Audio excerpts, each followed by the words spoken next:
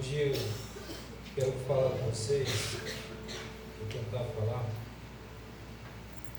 O Iguinho e os irmãos pediram para mim vir aqui falar com vocês sobre Pentecostes, né? Mas não só Pentecostes, mas um pouquinho também sobre o que nós chamamos de avivamento e tal. E é interessante que hoje é dia de Pentecostes, né? No calendário judaico, né? Calendário cristão, semana que vem. Então eu queria que você abrisse sua Bíblia comigo, em Atos capítulo 2.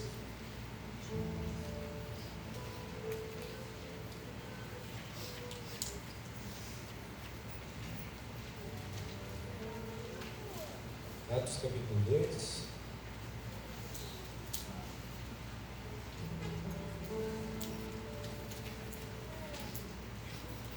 Diz assim, versículo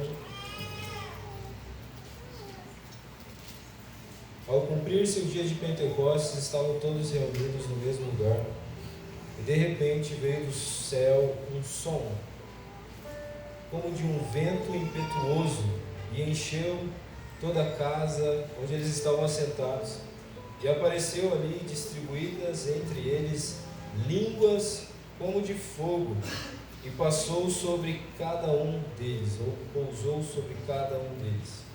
Versículo 4. E todos ficaram cheios. Repete comigo, cheios. Cheios do Espírito Santo. E começaram a falar em outras línguas, segundo o que o Espírito concedia que falasse. Você sabia que é possível você ter sido batizado no Espírito Santo?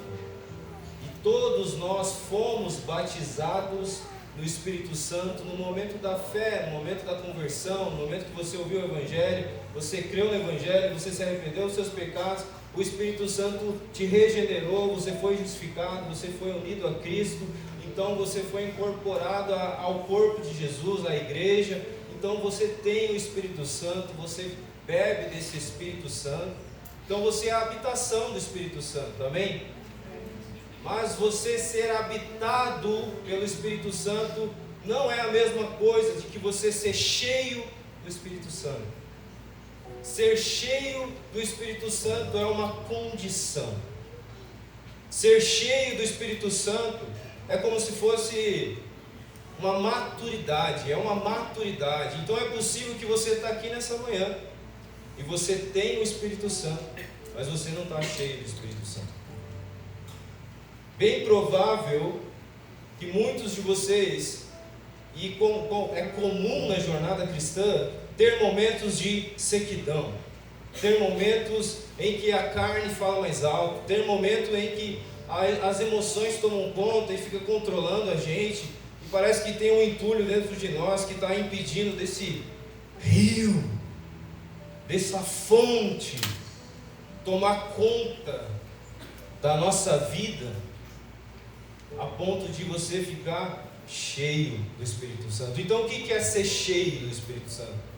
Ser cheio do Espírito Santo, que é o que acontece ali como resultado desse derramar do Espírito Santo, é você ser possuído, é você ser liderado, é você ser conduzido, é você estar em sintonia. É como você está tão atento a Ele que Ele começa a direcionar a sua vida, mas não só direcionar a sua vida, Ele começa a falar do teu caráter. Ele começa a falar de como você trata o seu filho, mas ao mesmo tempo Ele começa a falar sobre a sua língua. Para de falar mal das pessoas. Ou você começa a profetizar que isso tem mais a ver com algo externo, tem mais a ver com uma manifestação externa, ou o poder do Espírito Santo. O ponto é que é possível você estar aqui nessa manhã e você não estar cheio. É possível você vir à igreja todos os domingos, ir nas reuniões nas casas, mas em algum momento você fecha ou você apaga o Espírito, você fecha o Espírito Santo em alguns determinados momentos da sua vida, em algumas áreas da sua vida, que você abafa a liderança dele e você começa a ouvir a sua carne, os seus desejos, e você é liderado por essas coisinhas do velho homem. Então, ser cheio do Espírito Santo é uma condição que depende de duas realidades. Primeira, submissão e obediência é a segunda. Eu submeto à voz de Deus, eu submeto à presença de Deus. Você sabe muito bem, você está aqui há anos, a gente fala a presença de Deus, sentido da vida, não sei, mais profundo do coração humano, mas como viver essa realidade na segunda-feira? Como viver essa realidade na terça, na quarta, na quinta? Sabe como que é fazer isso? É deixar você abrir mão de querer liderar a sua própria vida e falar: Espírito de Deus, me possui as minhas emoções, possui o meu caráter, possui a direção da minha vida, possui a minha língua, possui tudo. A forma como eu trato os meus filhos me lidera. Eu quero estar tomado, quero estar cheio da vida de Deus, quero estar cheio do caráter de Jesus. E o Espírito Santo, ele tem frutos. Um dos frutos do Espírito Santo, por exemplo, é o amor. Nossa, é difícil amar aquela pessoa. Meu Deus, é difícil me alegrar com aquela pessoa. É difícil, Jesus. Me alegrar, eu não estou conseguindo me alegrar. Não estou conseguindo ter paz, não estou conseguindo ter paciência. O que eu faço? Espírito Santo, vem me liderar. Vem transformar essa tristeza. Vem tirar esse entulho. Faz jorrar essa fonte. E transforma essa tristeza em alegria. Transforma o meu caráter. Transforma a minha vida por completo. E a gente pensa que o Espírito Santo, ele vai te forçar, ele vai terminar a boa obra, vai. Mas a santificação é um trabalho em que acontece por meio de uma sinergia, meu irmão. É a operação divina, é a voz de Deus, é a habitação de Deus, é a presença de Deus te falando: para de falar mal das pessoas. E aí você faz o quê? Você para de falar mal das pessoas. Mas se você não faz isso, se você não ouve e corresponde, você vai entristecendo o Espírito, você vai apagando o Espírito. E aí você está numa realidade em que a sua carne está conduzindo a sua vida, e você está sendo direcionado pela realidade do velho homem, não mais o Cristo que vive dentro de você. Então, ser cheio, você ser crente não significa ser cheio. Tanto que Atos 6, para ser um diácono, precisava ser o quê? Cheio do Espírito Santo. A ordem de ser cheio do Espírito Santo é para todos os cristãos. Então, o que nós precisamos? Nós precisamos aprender a corresponder à voz de Deus que está dentro de nós e obedecer e andar no Espírito. O que é andar no Espírito? É seguir os passos dele. É literalmente as pegadas de alguém. E você seguir essas pegadas em todas as áreas, no nosso caráter, na direção da nossa vida, literalmente direção geográfica. O Espírito Santo fala, gente, a direção geográfica, fala. Deus fala a direção geográfica. Deus não precisa falar que roupa eu coloco o Espírito Santo, né? Como era antigamente, né? Mas se for muito, de repente é bom perguntar.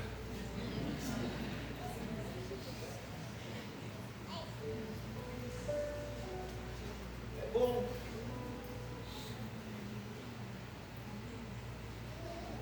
Então, eu vou falar de Pentecostes, tá? Vocês me aturam hoje? Eu demoro aqui mais. Mas eu vim aqui para servir vocês. Eu tenho orado muito para que Deus venha com um tempo de refrigério. que um negócio que eu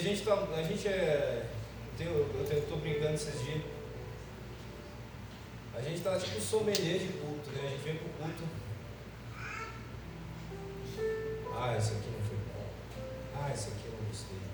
Isso aqui não queria. E a gente precisa ter fome de encontrar com Deus. Você precisa ter fome de mudar a nossa vida e o nosso caráter de verdade.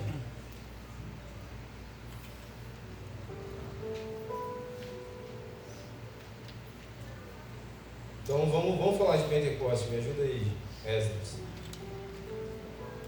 Agora a senha aqui do negócio também. Me ajuda. Vou colocar a senha.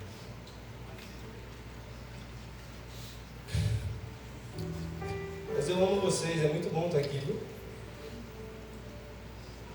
É muito bom estar nessa igreja.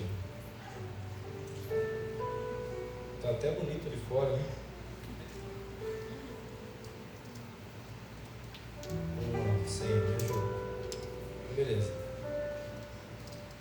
Então hoje é o dia de celebrar a festa de Pentecostes na cultura judaica. O que é a festa de Pentecostes? É a festa que é chamada de festa da colheita, é a festa das semanas, é a festa, uma das 3 festas de peregrinação do povo de Israel. Então tinha 3 festas que era obrigatório todo homem israelita ir até o lugar onde Deus mesmo tinha escolhido para a adoração, para fazer o quê? Para oferecer sacrifícios, para oferecer ofertas, para oferecer adoração, mas não só oferecer adoração, também eles iam para celebrar, eles iam para lembrar dos feitos de Deus, daquilo que Deus tinha feito. Então a festa de Pentecostes, ela começa, a contagem da festa começa um dia após o sábado de Páscoa. Então no domingo começa a contagem. Essa festa é uma festa agrícola, é uma festa de transição agrícola. Então no domingo eles pegavam uma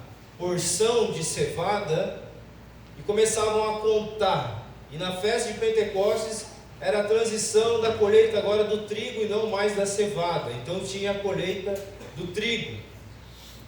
Essa festa, depois, posteriormente o exílio, dentro da tradição judaica, eles começaram a fazer alguns estudos, alguns rabinos, eles começaram a fazer uns estudos e eles estavam afirmando, investigando que foi exatamente na mesma época, presta atenção aqui, na mesma época da saída do povo, da libertação que Deus libertou o povo do Egito, até o Monte Sinai, eles fizeram uma contagem exata que dá exatamente 47 dias, mais 3 dias de consagração, e Deus desceu no Sinai para a entrega da Torá.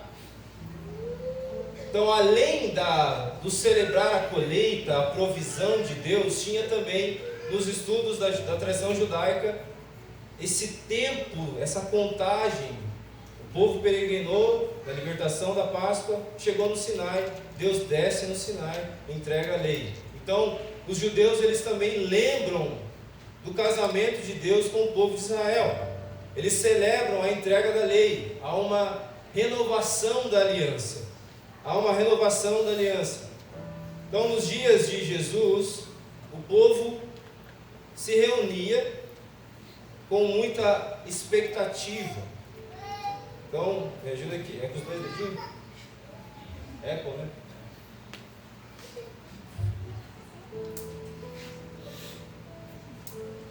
Então, o que acontecia? Em Atos 2, você vai ver que está tendo uma peregrinação. Pessoas de todas as nações, de vários lugares, vários judeus pós-exílio, não voltaram para a terra, continuaram praticando toda a sua fé nas terras ali, em outras nações, mas por causa da aliança, da fidelidade a Deus, esses irmãos, eles subiam para Jerusalém. E era de várias nações, então havia pessoas do Irã, do Iraque, da Palestina, da Capadócia, de Éfeso, que é a Turquia, havia a Frígia, o Egito, a África. Então eles estavam subindo de diversas nações ali, para fazer o quê? Celebrar. Para fazer o quê? Para lembrar da aliança. Para fazer o quê? Para adorar a Deus. Então o povo, ele ia, e ele celebrava, o povo ia cantando. Jesus, a gente vê Jesus nas caravanas, até que eles perdem Jesus, né? Os pais perdem Jesus nas caravanas, porque eles iam em grupo. O povo judeu ia em grupo por ser mais seguro, né? Mais segurança. Eles subiam para Jerusalém para oferecer sacrifícios a Deus. Então era um tempo de lembrar. É um tempo de lembrar. Hoje o judeu está lembrando. Está lembrando da provisão de Deus. Está lembrando do casamento de Deus. Está lembrando da aliança de Deus. Está lembrando da Torá de Deus. E nós judeus, nós gentios, nós estamos aqui para lembrar também. Eu quero que você lembre comigo do significado de Pentecostes. Eu não vou estar dando tanta ênfase no avivamento em si, mas eu quero falar mais sobre o Pentecostes, o que é isso, o que significa isso para nós. Então o povo judeu, o propósito da festa era reconhecer a provisão de Deus. Levam uma oferta da colheita, e era 2 pães cevados, aproximadamente de 1 quilo. Deus, obrigado Deus pela provisão. Olha como Deus tem sido fiel a nós. Então nós vamos oferecer a Deus as primícias, reconhecendo que é Ele que é o dono da terra, que é Ele que nos sustenta, que é Ele quem nos dá o ar para respirar, é Ele que nos libertou. Então o povo de Israel está ali reconhecendo a provisão de Deus. Ele está adorando, oferecendo ofertas pelo pecado, holocaustos. Além disso, essa festa de Pentecostes, a festa das semanas, era um dia de se alegrar. Era um dia em que o povo celebrava em comunidade. Era uma festa comunitária.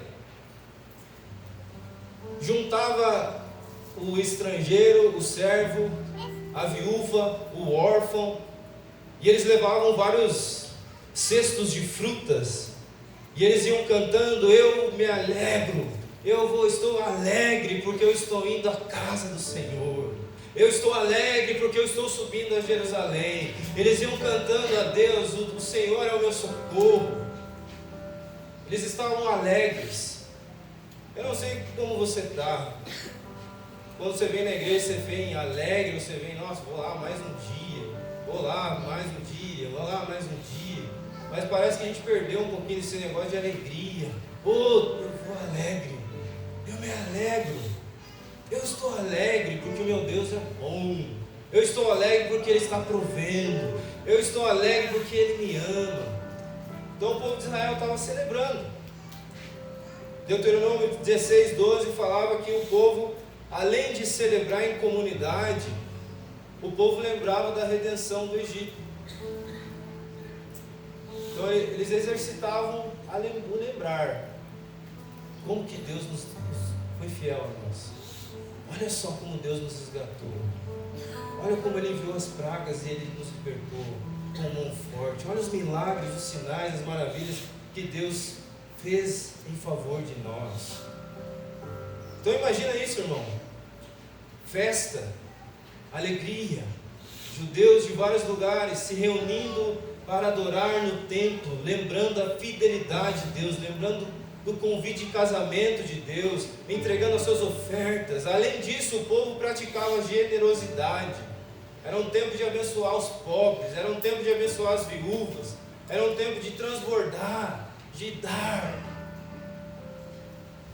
E a gente fica às vezes falando: tem que ser generoso, tem que ser generoso, tem que ser generoso. A gente precisa lembrar. Não estou conseguindo ser generoso. Você precisa lembrar do que Deus fez na sua vida, cara.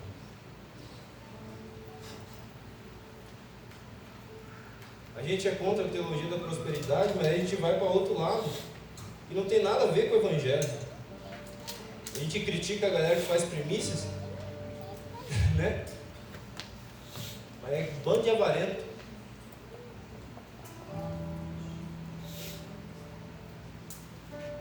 Dois lados, né? Além disso, eles tinham uma ordenança clara, né? Que era guardar a lei do Senhor, né? Obedecer e tal. Então, na época da peregrinação, tinha viagens em caravana, havia cânticos, havia ofertas, o povo se reunia nas casas, comia junto, os rabinos estavam ensinando a Torá diariamente ali, havia alegria comunitária, generosidade. Jerusalém ficava lotada de pessoas de várias nações, de várias línguas, e eles iam lá para lembrar de Deus. Lembrar de Deus. Por que a gente precisa cear? Né? Para lembrar. Eu lembro de Paulo falando a Timóteo, né? Paulo podia ter escrito tanta coisa para Timóteo. Ó, Timóteo, faz isso, faz aquilo. Foi a última carta que Paulo escreveu, né? Faz isso, faz aquilo, faz isso, faz aquilo. Não faça isso, eu te dou esse conselho. Paulo fala assim: lembra-te de Jesus Cristo. Lembra-te de Jesus Cristo. Lembra-te de Jesus Cristo. Lembra dele. Lembra do Messias. Lembra dele. Coloca ele diante dos seus olhos. Então eles estavam lá para lembrar da provisão de Deus, reconhecer, adorar a Deus, os sacrifícios e tal. E eles iam cantando, tocando flauta, né? Imagina uma festa, adorando, curtindo Deus. Deus gosta de festa, Deus gosta que a gente celebre. A gente acha que Deus é chatão, mas Deus ele gosta que a gente se alegre na presença dele. Isso é de Deus se alegrar. A alegria vem de Deus. Então eles estavam salmodiando. Beleza. Agora vamos. Essa é a introdução. O que era a festa? Hoje o judeu não tem tempo, então o que eles fazem? Eles lembram apenas da Torá e comem várias comidas com leite, para lembrar da doçura da palavra de Deus. Comidas com lactose.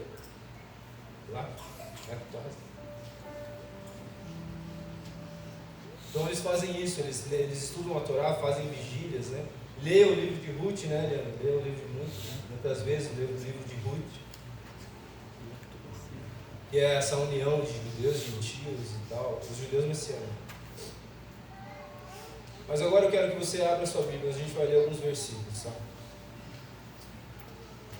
Abre aí comigo Levítico 23, capítulo 10 e 11.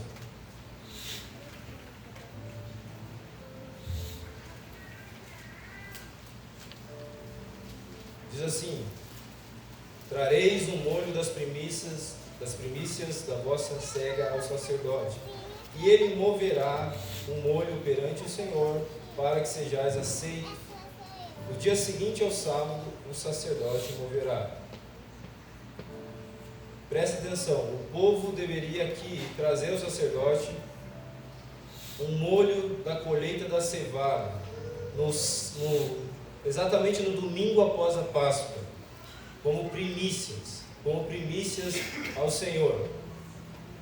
Só que o povo de Israel ali, nos tempos de Jesus, eles estavam subindo a Jerusalém, e o Messias, o nosso amigo Jesus Cristo, o Messias deles também, ele ressuscitou que dia? Ele ressuscitou no domingo, após a Páscoa. O nosso Jesus, ele ressuscitou, como Paulo vai falar aos Coríntios, Cristo ressuscitou dentre os mortos, sendo as primícias daqueles que dormem. Jesus é a primícia. Jesus foi o primeiro a ressuscitar, e portanto você e eu vamos ressuscitar, porque nós estamos unidos a Cristo.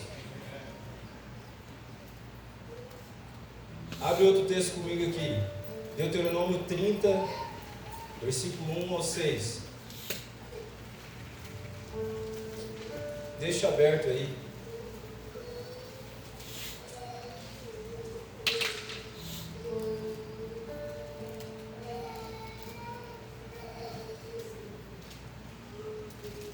Após a ressurreição, Jesus, a Bíblia fala que ficou 40 dias ensinando sobre o reino de Deus. Durante esses 40 dias, ele ensinou a respeito do reino de Deus. E aí, Lucas, ele relata que alguns dias antes de Jesus ascender aos céus, ele fala não saiam de Jerusalém, até que do alto vocês sejam revestidos do poder. Ele fala, João batizou com água, mas dentro de poucos dias vocês serão batizados com o Espírito. Eu quero trazer essa ênfase para você, esse batismo no Espírito. O povo judeu ele estava celebrando renovação da aliança. E nos tempos de Jesus, o templo tinha sacrifício, né? O templo de Herodes tinha sacrifício, mas o templo de Herodes não tinha presença. O templo de Herodes não tinha glória, não tinha manifestação da presença. Desde os tempos de Esdras, Zorobabel, Josué, eles reconstruíram ali o templo, mas não tinha glória, não tinha presença, não tinha a Shekinah de Deus, não estava mais naquele templo.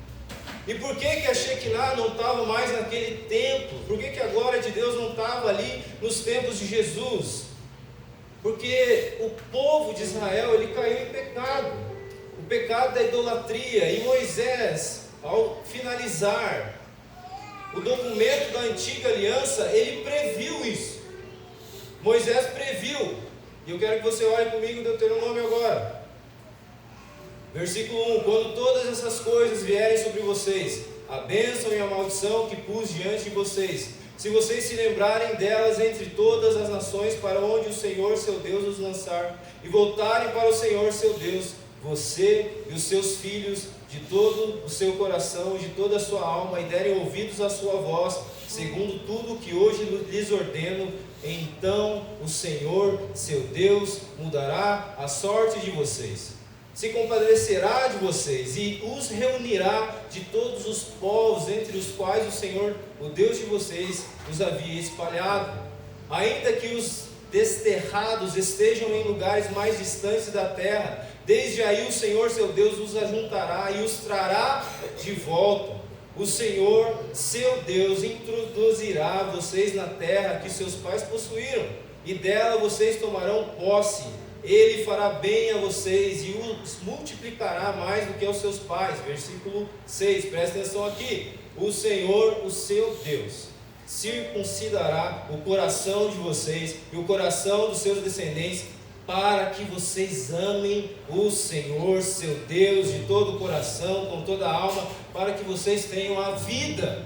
Então Moisés está falando assim: povo de Israel, vocês disseram tudo que o Senhor falou nós faremos. Mas eu estou dizendo aqui, vocês vão desviar, vocês vão cair em idolatria, vocês vão cair em pecado, o povo vai receber juízo de Deus, vocês vão ser espalhados sobre toda a terra, mas o Senhor, Ele vai circuncidar, o Senhor, Ele vai tocar no coração de vocês, o Senhor vai trazer vocês de volta, o Senhor vai lembrar da promessa que fez a Abraão e vai trazer vocês de volta, mesmo vocês que pecaram e caíram em pecado de idolatria, o Senhor vai chamar vocês, vai tocar aqui no coração, vai circuncidar o coração, para que vocês amem o Senhor, de todo o coração, de toda a alma, para que vocês tenham a vida.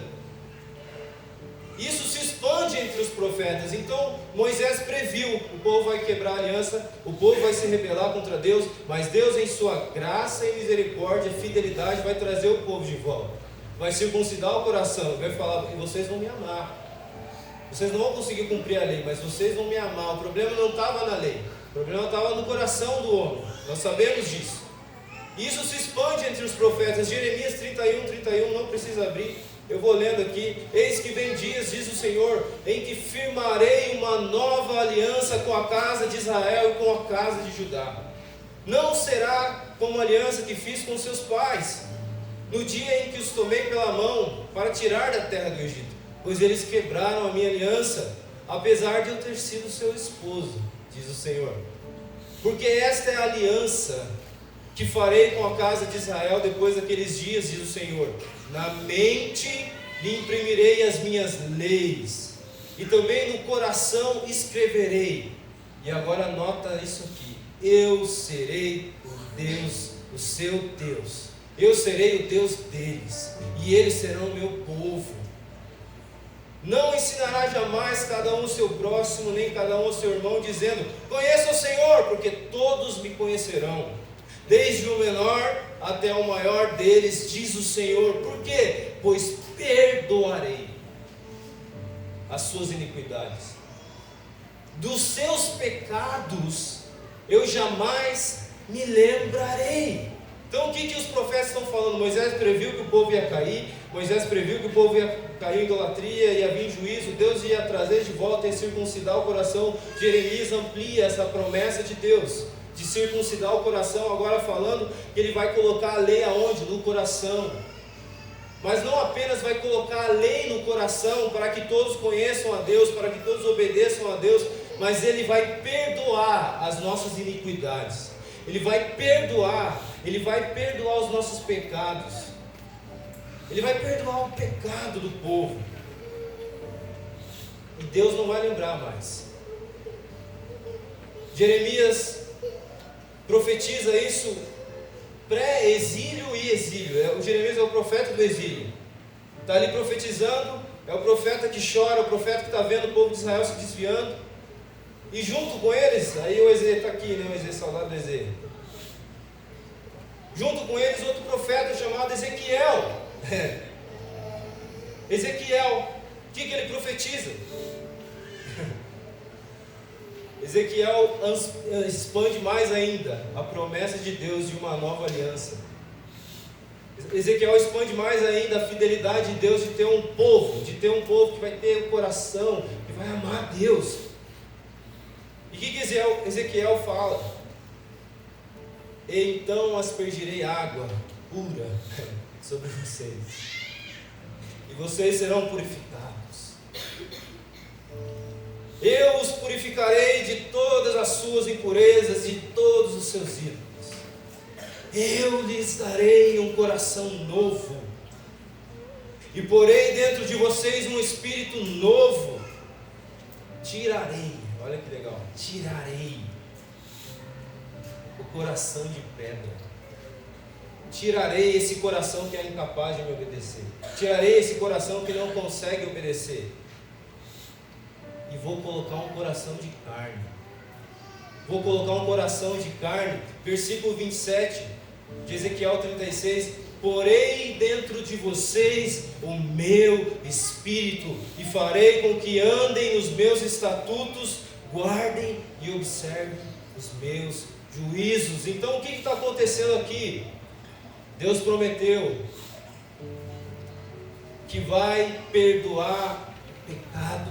Com o que? Com o lavar da água. Eu vou purificar vocês. Vocês vão ficar limpinhos. Vocês vão ficar chique. Vai poder entrar na minha presença tranquilo. Vou limpar vocês com uma água que limpa toda a sujeira. Além disso, o profeta Ezequiel expande e ele fala de um coração novo. O que é isso? É a circuncisão no coração. Aquilo que Moisés profetizou, Ezequiel está falando, Deus vai dar um novo coração para vocês, Israel. Deus vai perdoar vocês, vai lavar vocês com águas. E além disso, vai dar um espírito novo. Além disso, vocês serão a habitação de Deus. Vocês terão o Espírito Santo dentro de vocês, escrevendo a lei, capacitando agora a obediência, capacitando agora a ter a presença de Deus dentro.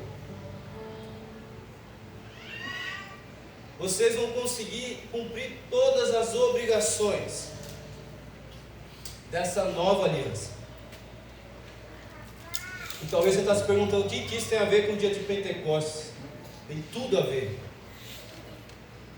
Porque Joel vai falar o seguinte: Ezequiel expandiu a promessa, Moisés, Ezequiel, Jeremias, e agora chega o profeta Joel, e o profeta Joel 2:28 diz o seguinte: acontecerá depois disso que derramarei o meu espírito sobre toda a carne. Os filhos e as filhas de vocês profetizarão, os seus velhos sonharão, seus jovens terão visões, até sobre os servos e sobre as servas derramarei do meu espírito naqueles dias. Mostrarei prodígios no céu e na terra, sangue, fogo, colunas de fumaça, o sol se transformará em trevas, e a lua em sangue, antes que venha o grande e terrível dia do Senhor. Versículo 32, que aqui o negócio é quente. E acontecerá que todo aquele que invocar o nome do Senhor será salvo. Todo aquele que invocar o nome do Senhor será salvo. O nome de quem? O que Deus está falando aqui? Está falando de salvação. Está falando de salvação de todos os povos.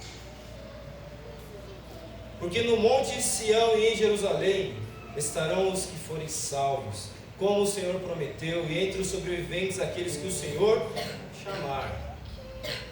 Então Joel está falando sobre um tempo do fim. E aí, nota comigo aqui. Você, querido, lindo, amado, bonito, você está vivendo na melhor época. Você está vivendo na dispensação do Espírito. Nós estamos vivendo na época que é a época final do plano de Deus. É a fase final. Nós estamos vivendo na melhor época. O Espírito que antes só vinha sobre profetas, o Espírito que antes só vinha sobre líderes militares, o Espírito que antes só vinha sobre pessoas especiais para cumprir uma obra, agora é derramado sobre jovens, adolescentes, sobre os servos, sobre as servas.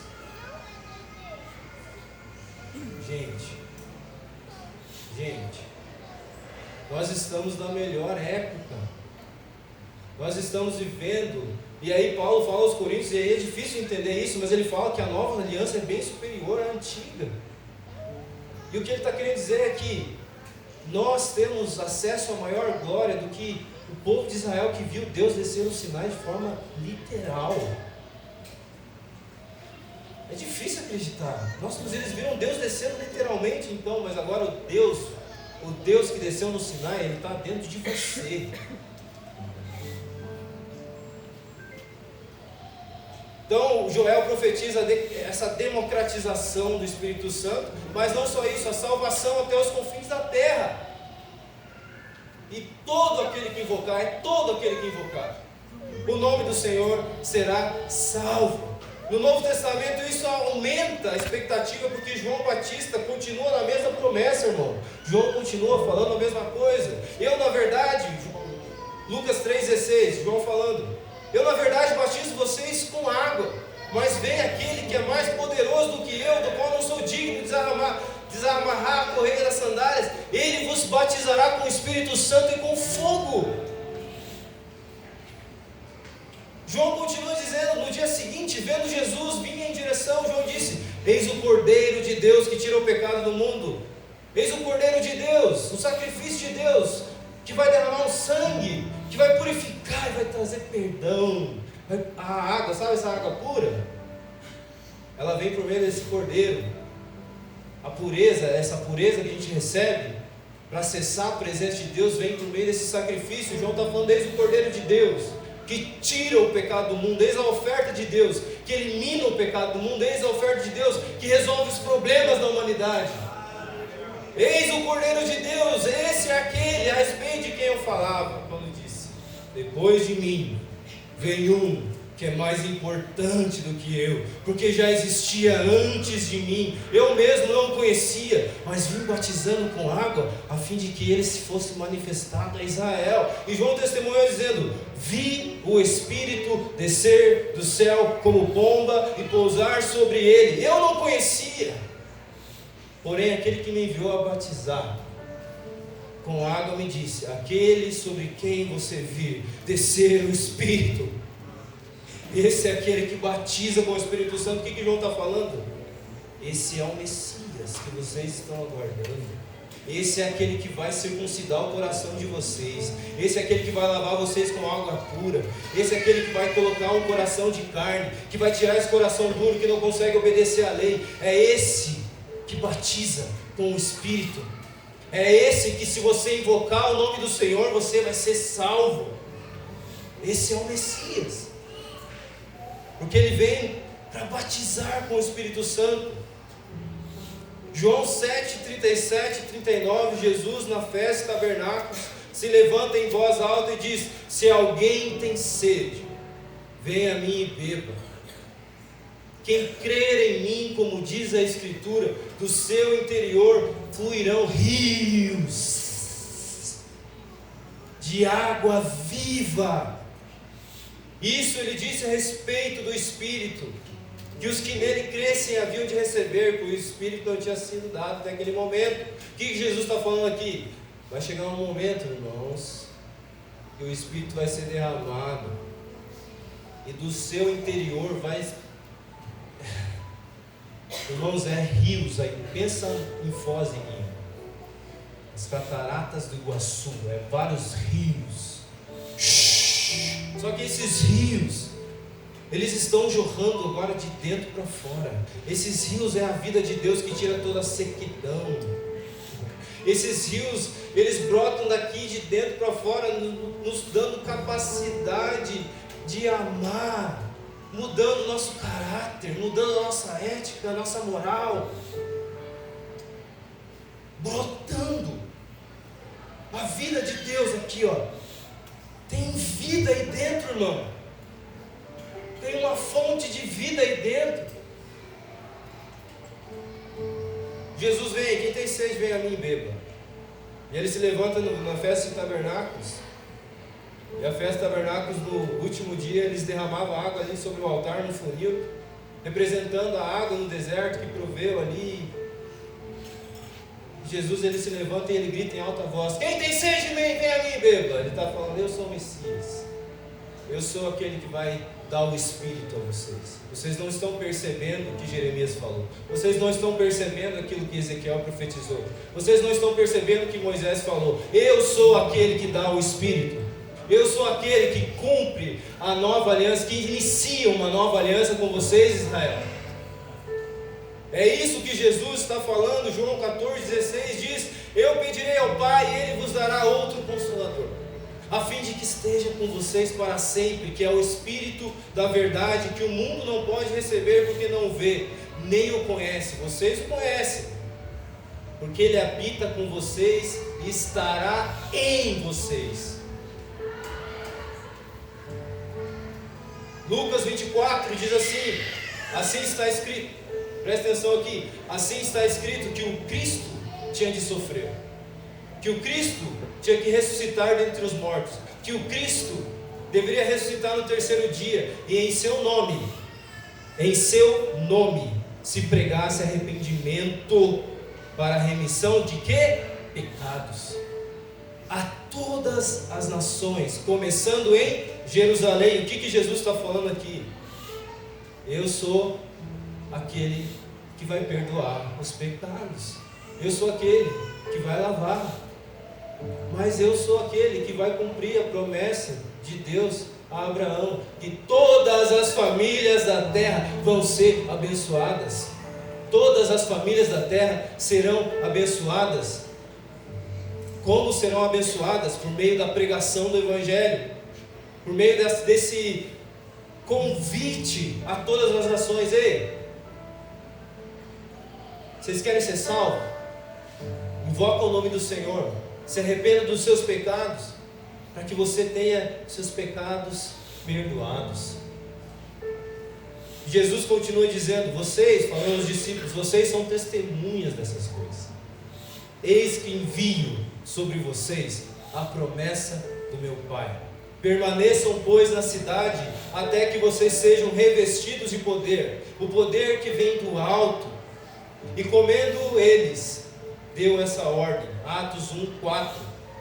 Jesus falando para os discípulos pós a ascensão, pós ressuscitar, pós entrar no santuário eterno com sangue.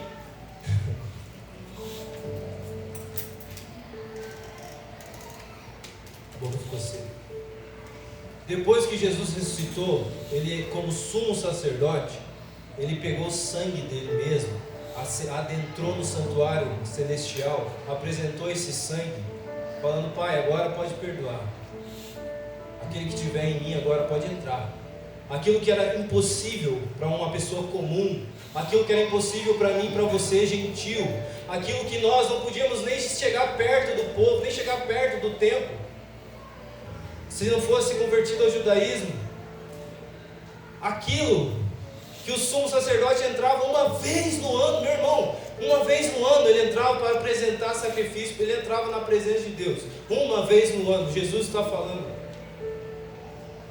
falando agora, após a ascensão, ele entra com o próprio sangue como sumo sacerdote no santuário celestial, e agora ele fala assim: Pai, agora aquele que crê em mim, aquele que invocar o meu nome, vai poder entrar aqui, porque eu perdoo os pecados. Aquele que crê em mim agora pode entrar. Todo aquele que invocar o meu nome, todo aquele que se arrepender e crer em mim, o que você precisa fazer? Crer, se arrepender. E como sumo sacerdote agora ele está no céu intercedendo por nós, como um sumo sacerdote, e não só por nós. Jesus está olhando para todas as nações, e Jesus continua derramando o Espírito, Jesus continua intercedendo pelos povos. E aí nós chegamos em Atos 2, ao cumprir-se o dia de Pentecostes, estavam todos reunidos num só lugar, e de repente veio um som como de um vento, e encheu toda a casa, apareceram línguas como de fogo. O que é isso, querido? Sabe o que é isso? Ezequiel, cadê o Ezequiel? Ezequiel, o que ele vê? Quando o povo começa a cair em idolatria, ele vê a nuvem se retirando, ele começa a ver a nuvem da glória saindo.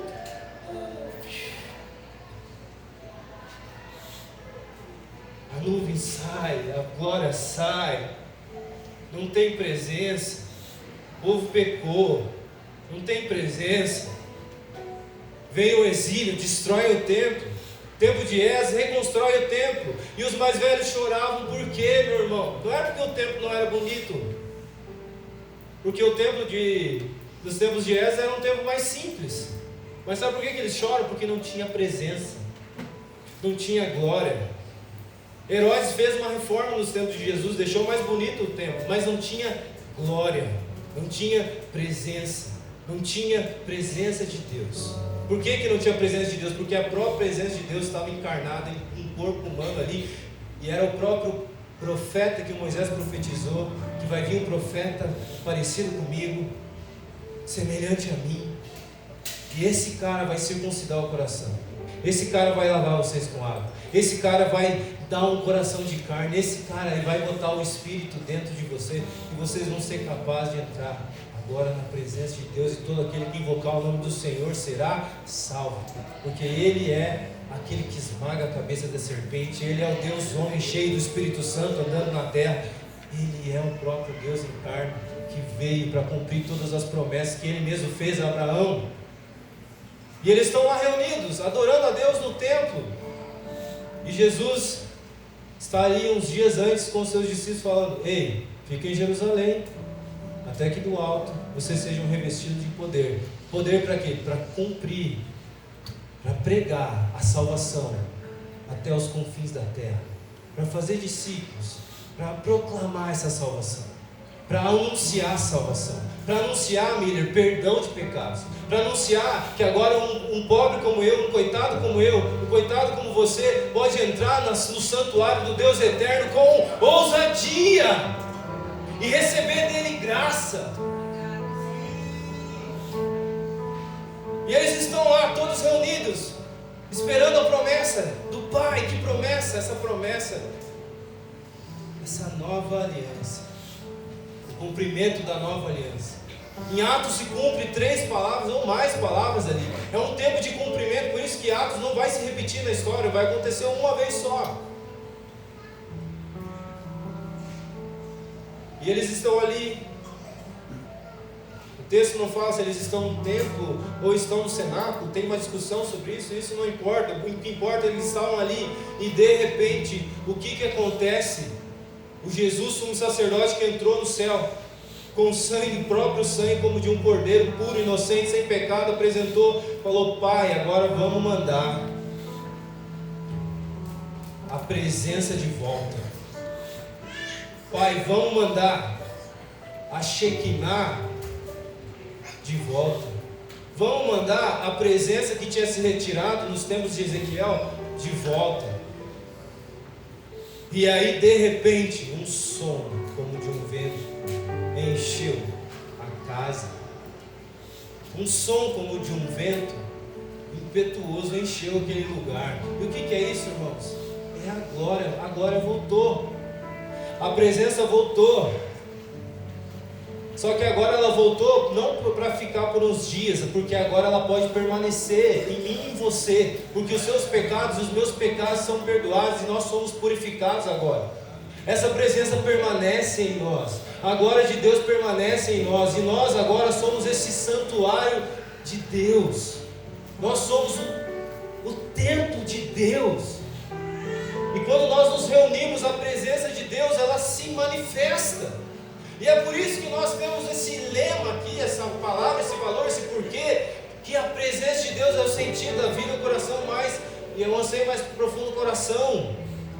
Porque quando nós nos reunimos, Jesus se manifesta. Quando nós nos reunimos, a presença interna se manifesta externamente. Então essa glória, ela veio.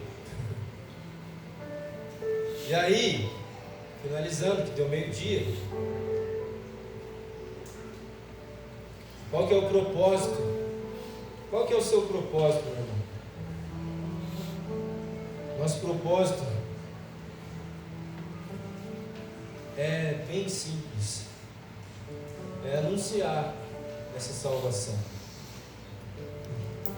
É pregar que existe perdão. Para quem? Para todos os povos. Para todos os povos. Para todas as nações. Pregai o Evangelho do Reino a todas as nações. Pregar o Evangelho. Pregar o Evangelho. Quem aqui está pregando o Evangelho? Quem aqui está pensando em Só que aí tem um negocinho que eu comecei falando que vocês não entenderam muito bem, porque eu estava falando aquilo pensando que o computador estava só desconectado aqui e eu estava tentando. Sabe o que acontece quando eles são cheios? Pedro se levanta. Primeiro que tem um mover de Deus ali. Eles são cheios de tal forma que as pessoas começam a zombar. Tão bêbada, essa galera está bêbada. Essa galera está perdida. Aí Pedro se levanta e ele começa a pregar a esse Jesus Cristo, o Nazareno, que vocês crucificaram. A esse Jesus Cristo, resumindo, Deus fez ele Senhor e Cristo. E agora ele está exaltado à direita do Pai. E o que vocês estão vendo é aquilo que foi profetizado pelo profeta Joel. E o que acontece? 3.000 pessoas se convertem. 3.000 pessoas nascem de novo ali. Mas não só isso, fala que a vida da igreja tinha perseverança na doutrina, tinha perseverança no partir do pão, tinha generosidade, os irmãos eram generosos, eles iam de casa em casa, se reunindo de casa em casa, com singeleza de coração, cheios de alegria, e eles se reuniam no templo diariamente, e eles compartilhavam os seus bens, e vendiam as suas posses, e davam aos necessitados. E aí, tinha tudo perfeito? Não tinha tudo perfeito, sabe por quê? Porque Ananias e Safira morreram. E eles morreram ofertando. E por que eles morreram ofertando? Porque tinha a presença de Deus, como tinha no tabernáculo, no templo, quando oferecia sangue não, fogo estranho. Nadab e Abiú fizeram o quê? Morreram. Então eles tinham presença de Deus. A sombra de Pedro curava, havia sinais e maravilhas que eram realizados pelos apóstolos. Havia muitos sinais. Nós sabemos que o livro de Atos não é um livro de doutrina, é uma narrativa, mas é a palavra de Deus. Existem valores centrais ali. E o que eu quero fazer hoje com você, fique de pé, estou terminando. Vem Jesus agora com mais da tua presença.